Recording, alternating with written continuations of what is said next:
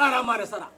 sai yanzu ka dama zuwa Ai zuwa na uku yanzu ne dawo. sai yanzu ka dama zuwa Zuwa na uku yanzu ne. ina zaune a fadi na ƙari zama na tura kiranka na tura maka takarda ya fi shirin masa ke je kira ka ya kai kenan Ai yanzu na zuwa na fa uku yanzu na ƙara dawa saboda na ji an ce lalle na zo gurin ka kana nema na. ya ga maka abin da ya fi da naka Abin da na sani.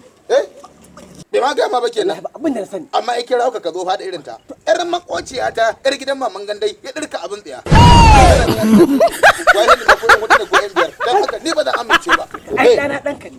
Da hukuncin da ya dace a mai a yankin. matakin farko matakin da shari'ar musulunci ta da shi zan da Insha Allah zan kama shi.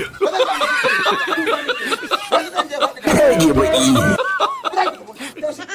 Za a kashi insha Allah. Kai kuma da Allah ya sani ne da gudu ko da zan samu da